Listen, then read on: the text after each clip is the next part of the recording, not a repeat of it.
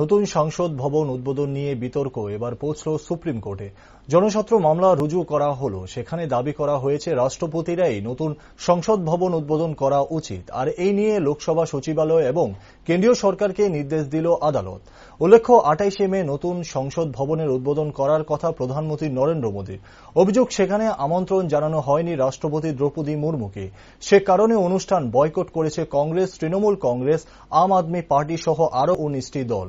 তারা যৌথ বিবৃতিও দিয়েছে। এবার সুপ্রিম কোর্টে এই নিয়ে জনস্বার্থ মামলা রুজু করলেন আইনজীবী CR জয়া সুকিন। আবেদনে তিনি জানিয়েছেন, উদ্বোধনের অনুষ্ঠানে রাষ্ট্রপতিকে আমন্ত্রণ না জানিয়ে কেন্দ্রীয় সরকার সংবিধান অবমাননা করেছেন। আদালতের কাছে আবেদন লেখা হয়েছে, সংসদ হল ভারতবর্ষের শীর্ষ সাংবিধানিক প্রতিষ্ঠান।